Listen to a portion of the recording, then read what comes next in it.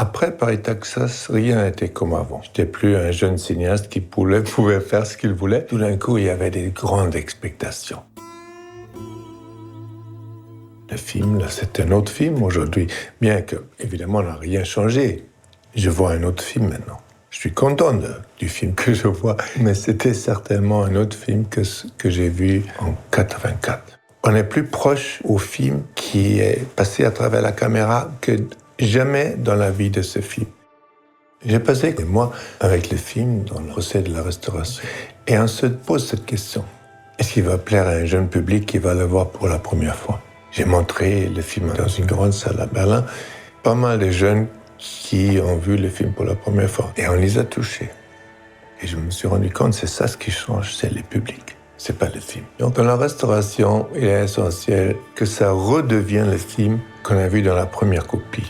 Ou même mieux encore. Le négatif même, passé par la caméra, est dans une salle bien climatisée et sombre. Pour le sortir, pour le faire un scanning de ce négatif, il faut qu'il se réveille. Ça prend une semaine pour que le négatif s'acclimatise, parce qu'on ne peut pas le scanner quand il est encore si froid. Maintenant, il est retombé dans son sommeil. Il faut de toute façon préserver le négatif, parce que ça, c'est le vrai témoin du film. Je n'ai rien changé. J'ai essayé de le faire éclater plutôt.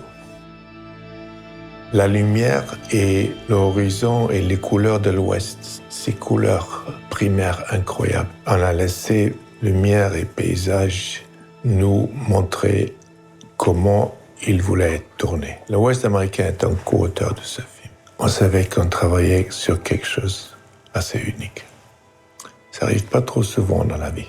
On voulait découvrir la vérité du film ou de notre histoire sur le chemin. On n'avait pas écrit de fin, on l'a fait exprès parce qu'on voulait découvrir la fin. Après 3 semaines de tournage, il n'y avait plus rien. On avait 2-3 semaines pour penser à comment finir le film. Et finalement, je me suis rappelé d'un endroit que j'ai vu pendant le repérage. Et tous les éléments étaient formidables. On a redémarré le tournage et j'étais vraiment super content. Pas seulement que j'avais trouvé la fin, mais qu'il y avait une fin qui était en soi complètement unique. Tout ce que je rêvais du film, c'était là-dedans. Et à la fin, quand j'avais fait le dernier plan, je savais que j'avais fait un film qui allait toucher les gens. J'avais jamais eu ce sentiment avant. Le temps, c'est la matière essentielle de ce qu'on fait dans le cinéma.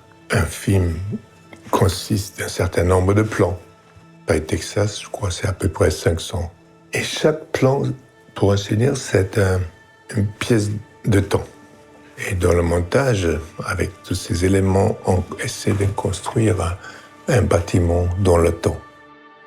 Je me suis toujours dit, une partie de mon travail de metteur en scène, c'est aussi un préservateur de paysages, de choses, d'idées aussi qui disparaissent.